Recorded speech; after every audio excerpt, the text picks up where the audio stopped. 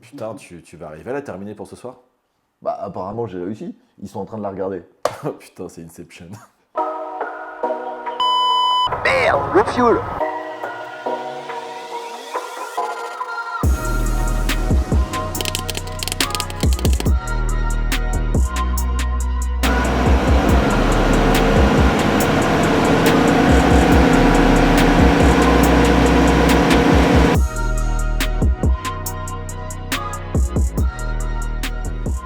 Salut le Fuel, comme chaque année depuis maintenant quelques années, avec Grégoire, on est en train de préparer notre voyage de l'été en hélicoptère. En 2021, on était allé à Amsterdam, on avait survolé le canal de la mer du Nord, on avait survolé la lagune d'Amsterdam, on avait survolé même la gare d'Amsterdam. Très très chouette voyage. Ouais.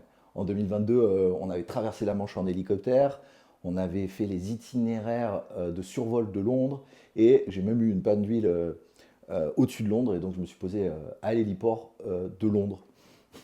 Et c'est dommage parce que la plupart d'entre vous n'ont pas vu ces vidéos. Ah oui, ça c'est un petit phénomène dont on pourrait vous parler. En fait, généralement, donc on fait ces voyages et on arrête de faire des vidéos. Du coup, quand on rentre à la rentrée, on fait des vidéos parmi les meilleures qu'on ait faites, puisque c'est là qu'on a fait les trucs les plus spectaculaires, mais personne ne les voit. Pourquoi? Tout simplement parce qu'on a arrêté de publier pendant l'été et que ça énerve YouTube. Et que du coup, ils nous mettent à l'amende. Donc il faut qu'on publie 4, 5, 6 vidéos avant qu'ils recommencent à pousser nos vidéos. Et donc, ceux qui ne sont pas des fervents abonnés de LoFuel ne voient pas ces vidéos-là.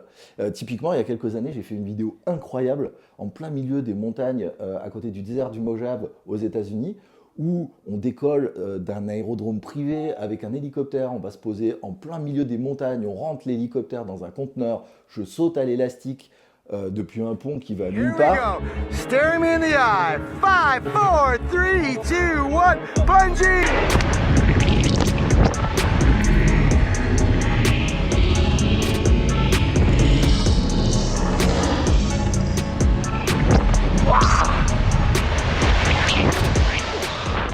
Et c'est l'une des vidéos qui a fait le moins de vues sur la chaîne. Je peux vous dire une chose, c'est pas parce qu'elle était mauvaise, c'est tout simplement parce que l'algo de YouTube ne l'a pas poussée.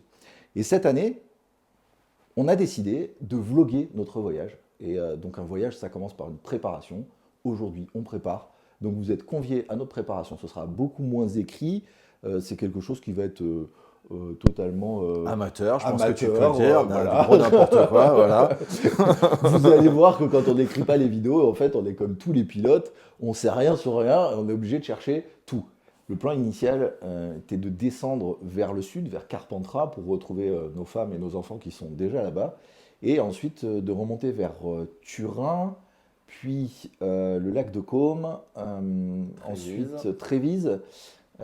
Ensuite, vas-y, je te laisse prononcer ce nom, parce que je ne sais pas le prononcer. Postojna en Postojna Slovénie. en Slovénie, pour finir à Bled en Slovénie. Cette année, on va visiter la Slovénie en famille, mais aussi en hélicoptère, parce qu'on arrive à faire les deux. On a la chance d'avoir des femmes qui sont très sympas et qui acceptent de faire la route en voiture pendant que nous, on la fait en hélicoptère. Je pense que là, on va briser des couples. On devrait déjà être parti. Le seul problème, c'est que je me suis coincé le dos. Pour une fois que c'est pas le cabri qui est en panne. Et du coup, eh bien, ça fait 2 jours qu'on est bloqué à Paris à attendre que mon dos aille mieux pour pouvoir faire de l'hélicoptère. Parce que le cabri, c'est un hélicoptère très amusant, etc. Mais il est plutôt fait pour faire de l'école que pour faire des grands voyages. Et donc, si en plus on a mal au dos, c'est vraiment pas une solution d'avenir. Donc voilà, on travaille sur la carte et ça prend toujours un peu la même forme. D'abord, on trace un grand trait et puis ensuite, on réfléchit aux obstacles naturels, à la météo, etc. Et ensuite, on utilise Google Maps qui nous permet d'aller vraiment étudier de très près les reliefs et les vallées. Et ça, c'est vraiment précieux quand on traverse des très très hautes montagnes, d'avoir les vallées et les cols, parce que sur les cartes aéronautiques, on s'y retrouve absolument pas. Et voilà, une fois qu'on a à peu près l'idée de ce qu'on veut faire, on regarde si la météo s'y prête. En même temps qu'on fait ça, on se fait une petite liste de tout le matériel dont on a besoin. Typiquement, quand on va passer à Venise, puisque c'est le plan, on aura besoin de gilets de sauvetage. Si on monte au-delà de 10 000 pieds, on vous fera une vidéo spécifique là-dessus, je pense, pendant ce voyage-là. On est obligé d'avoir de l'oxy. Et du coup, dans la pièce à côté, on a commencé à entasser tout le matériel dont on a besoin. On va vraiment devoir emporter tout ça dans le cabri. Ouais, alors ça c'est l'avantage d'avoir des femmes merveilleuses qui ont pris les voitures. On n'a pas de bagages, donc on peut se permettre d'avoir du matos avec nous. Ouais. Et donc on se fait plaisir. Alors j'ai l'air un peu raide, c'est parce que j'ai très mal au dos. Là on a nos gilets de sauvetage. Alors ce sont des gilets de sauvetage professionnels, c'est ceux qui ont les garde-côtes. Ils m'ont été offerts quand je préparais mon tour du monde par Survitech, par mon ami Philippe chez Survitech. La législation nous oblige à avoir des lampes. Ça ne suffit pas d'avoir un gilet de sauvetage, il faut avoir une lampe aussi. Et si vous vous crachez de nuit, vous serez content de les avoir parce que ça vous permettra au secours de vous repérer. Et récemment, tu sais, il y a eu cette histoire d'un avion entre la France et la Corse qui s'est mis au bouillon. Ouais. Et ils n'ont été retrouvés que de nuit grâce au flashlight. Donc ça vaut le coup de se rappeler que c'est obligatoire. Après, on a de l'oxygène. Alors Grégoire, par contre, je suis désolé de t'informer que c'est une D1. Ça veut dire qu'il y a un seul utilisateur, une seule canule. Donc voilà. Alors, question réglementation, ça veut dire qu'on peut aller jusqu'à quelle altitude? Alors, qu'est-ce qu'on a d'autre après? Ah ouais, balise de détresse, évidemment. Ça, c'est hyper important, on les a toujours à la ceinture. Grégoire en a une, j'en ai une. Ce sont des balises de détresse parce que globalement, les ELT qu'il y a dans les hélicos, si vous regardez les rapports du BEA, il y en a plein qui n'ont pas marché et du coup, les gars se sont fait retrouver beaucoup trop tard par les secours.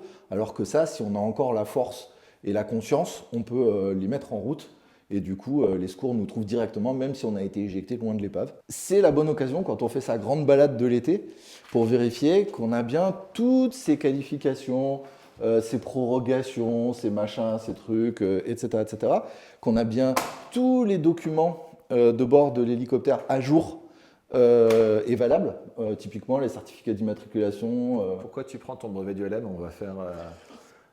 on va faire du classisme. C'est au cas où. Les cartes carburant, ça peut servir.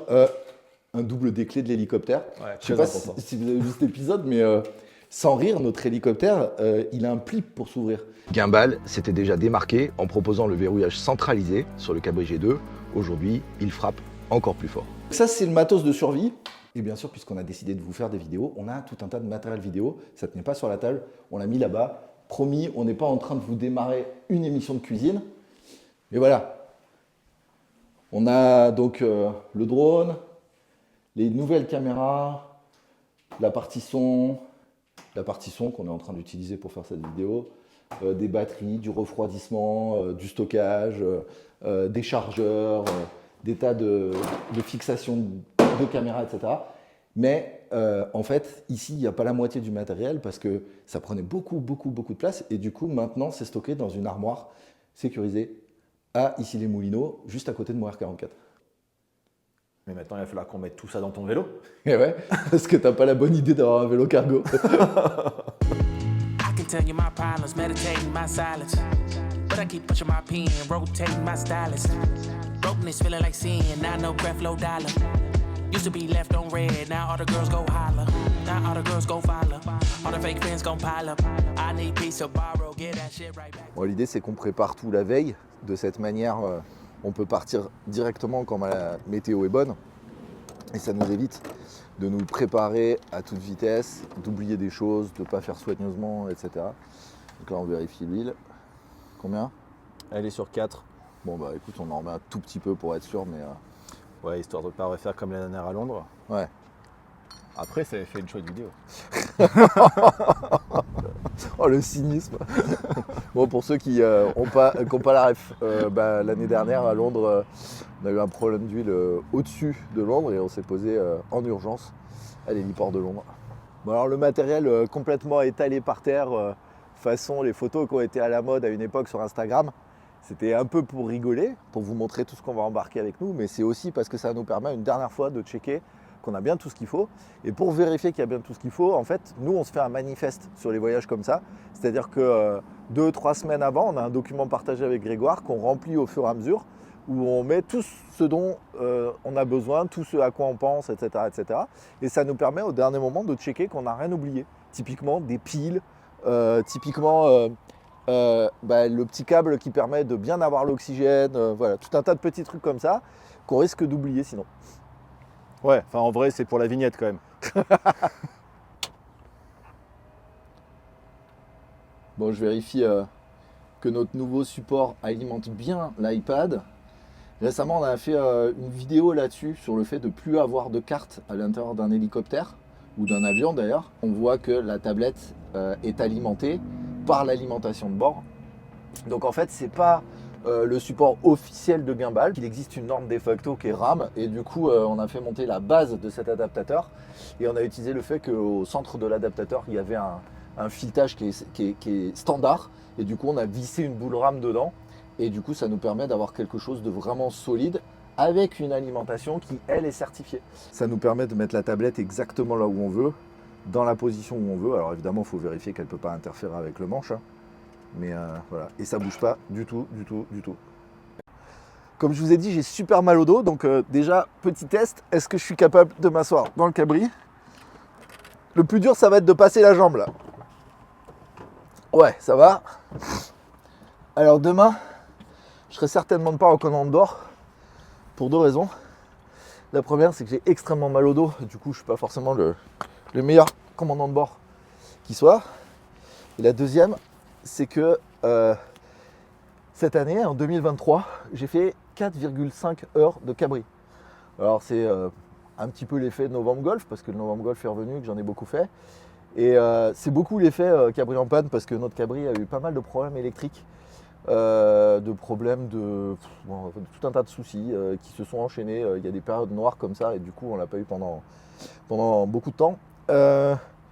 Et puis bah, voilà, parce que j'ai eu moins de temps, bah, ça fait plaisir de se réinstaller dans le cabri, de retrouver les petites protections de cou là.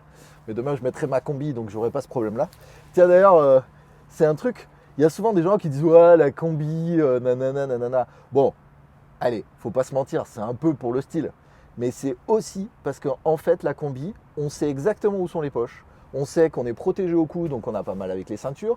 On sait qu'on ne fait pas de tâches avec de l'huile, etc., etc. À chaque fois que je viens habiller autrement qu'avec ma combi, soit je me fais des tâches, soit j'ai oublié de mettre un pantalon qui va bien, donc j'ai pas la poche pour mettre le bon truc, blablabla. Et donc la combi, c'est une constante, une de plus. C'est un petit peu comme tous les trucs qu'on fait dans l'hélico et qu'on répète. C'est une répétition, c'est un truc.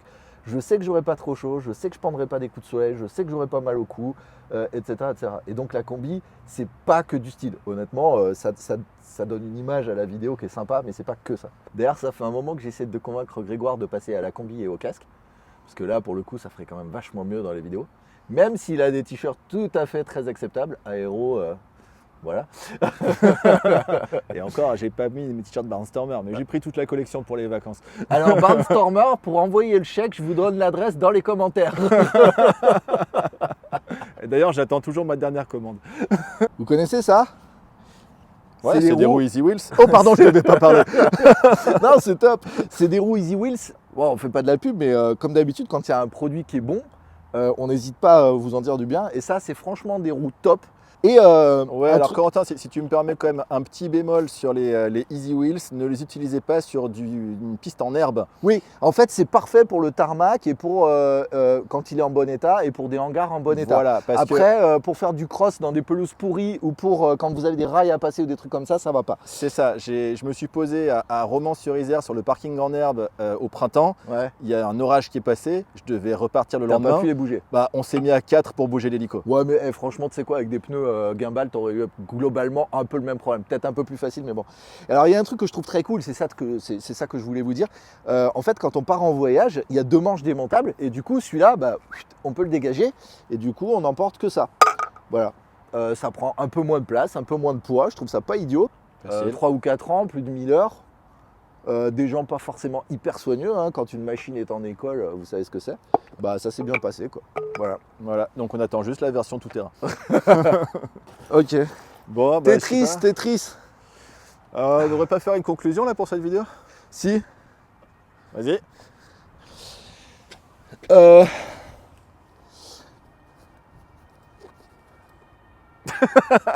Sérieusement. En vrai. C'est une énorme connerie ce truc, non? On est obligé d'avoir ça avec nous, mais je veux dire, qu'est-ce que ça soigne? Allez, on regarde. Allez, je m'approche. Alors là quoi? Alors imagine, hein, qu'est-ce qui t'est arrivé? T'as raté ton autorotation, t'es incrusté dans ton siège anti-crash, qui t'a sauvé la vie, c'est déjà pas mal. Mais t'as des petits ciseaux pour te couper les ongles. T'as des... Des capotes ou... Ah non, c'est des gants, je pense. Non mais franchement, la trousse de secours, c'est si jamais tu te fais mal avec le train d'atterrissage, tu te pètes un ongle ou je sais pas quoi.